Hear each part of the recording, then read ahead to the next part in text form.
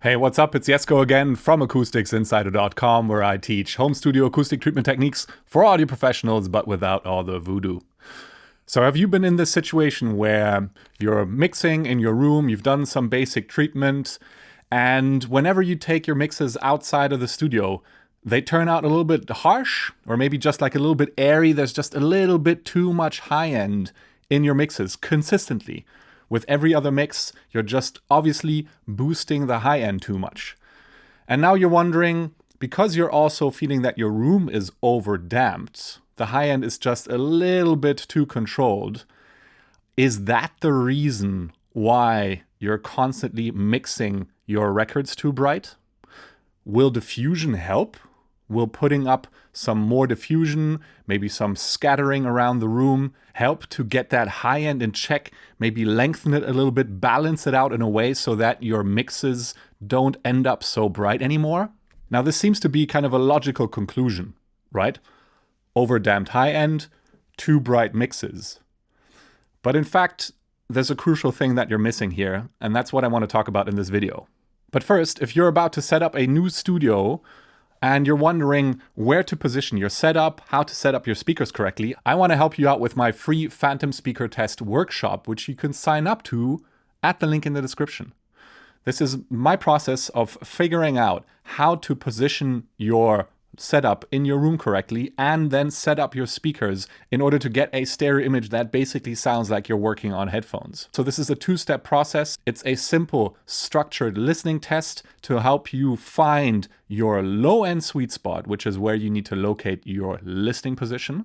And that will tell you which side to face in your room, whether the short side, the long side, whether it's okay to have a window behind your speakers. All this you will find out in this first step using my bass hunter technique. And then in the second step with my Phantom Speaker Test, I will show you how to set up your speakers correctly, how to find the right distance to your listening position, the right distance between the speakers, how to deal with the distances to the walls, all this in order to get a sound stage, a stereo image with a proper phantom center that really gives you the full image of what your speakers can deliver, and ergo also kind of the best sound to work on. So this is my Phantom Speaker Test workshop. Again, if you're starting out setting up a new studio, I want you to go through this two-step process. You can obviously do all this with measurements and long analyses, but it's very, very tricky and you can end up turning in circles.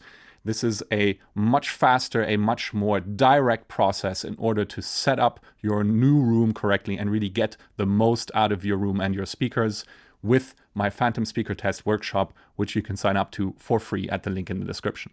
But with that, let's get back to this question of whether an overdamped high end is the cause for you ending up with bright, overbright, harsh mixes and what you can do about it. So first, I need to clarify, if your high end feels overdamped, that means that you're not doing enough low end absorption and not that you need diffusion. The reason is that in small rooms, you will always end up with a very short reverb time in the high end. Yeah, this is unavoidable. This is just the nature of small rooms and the typical treatment that is at our disposition, aka typical broadband porous absorbers, because they all absorb and shorten the reverb in the high end. And be careful not to confuse this. The same thing happens with diffusion, okay? Diffusers actually act like absorbers on the reverb time. They shorten the reverb time. They do not lengthen the reverb time. If you want to find out more about that, check out my video on do's and don'ts for diffusion in small rooms, which I'll link in the card right now. The point is that with every panel that you put in the room, be it absorption or diffusion, you will shorten the decay in the high end. The trick is to get as much deep absorption in the room as possible so that you're always absorbing low end alongside the high end that gets shorter anyway.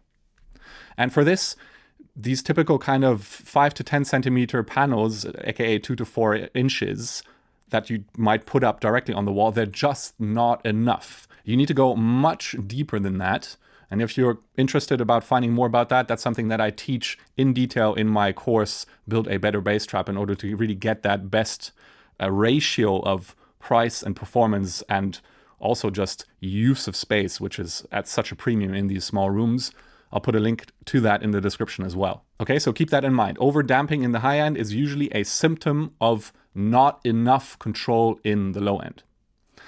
That said, the second thing that I need you to be careful about is not confusing the time domain with the frequency domain. Yes, in a room with a totally uncontrolled low end, but a massively overdamped high end, you might be compensating for that kind of imbalance in the reverb time by putting too much high end into your mixes, right? Your low end sounds all mushy, it's all uncontrolled, you can't really hear what's going on, and in order to kind of compensate that, you're pushing the high end on the other side so that it kind of feels like it's balancing out. Yeah, but this is an extreme scenario. This really only happens if you've really plastered your entire walls with foam, and so you're really, really overdamping the high end, but there's almost or basically no control at all in the low end and even the low mids. But this act of compensating for an imbalance in the reverb time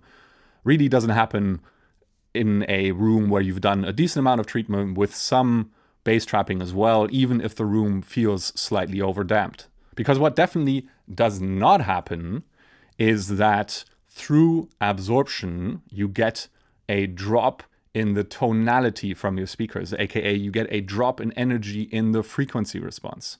That's just not how absorption works. It's actually quite the opposite, right? So the more you remove reflections from the room that cause destructive interference at your listening position, the more speaker you will hear and the less room you will hear, aka you will get closer and closer to hearing the original response of the speaker, which hopefully is a flat-ish kind of frequency response.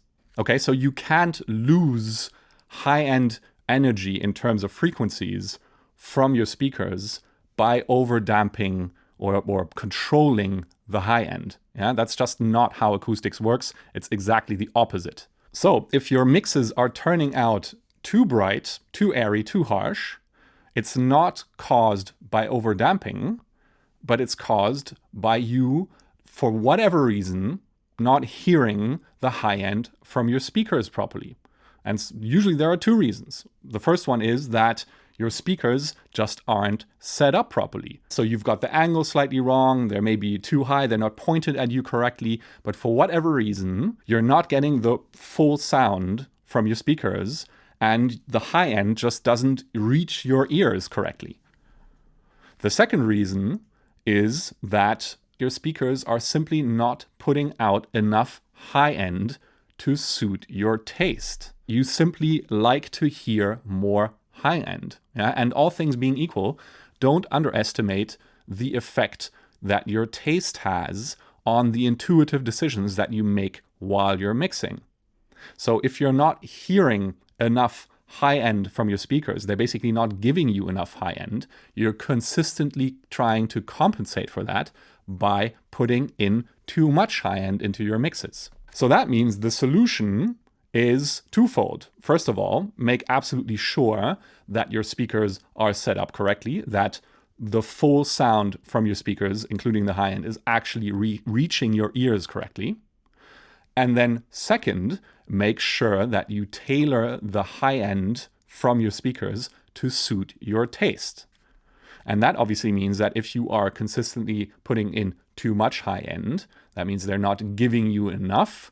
So the solution simply is to boost the high end in your speakers. Yeah, and that doesn't have to be much. Usually we're talking about maybe a decibel or two with a shelving filter. Oftentimes the EQs that are built into the speakers are enough to do exactly that. Okay, so in summary, always remember that if your room feels overdamped, you cannot compensate that by adding diffusion. Instead, what that means is that you still don't have enough control in the low end. And obviously that means adding in more low end treatment. And unless your room is completely plastered in pyramid foam and you're adding in too much high end into your mixes end up too bright on a consistent basis, that means that your speakers aren't set up correctly. So in the short term, that means making sure that your speakers are set up correctly and tuning them to actually match your taste. That's something that I show you step by step in the Phantom Speaker Test workshop, which you can sign up to in the description. And then in the long term, you need to think about adding in more low-end treatment. But yeah, I hope that gives you some perspective on the relation of the psychoacoustics of hearing the music and the actual treatment in the room. Yeah. As always, with that, let's get back to learning to trust our ears and having fun making music in the studio. I'll see you in the next video.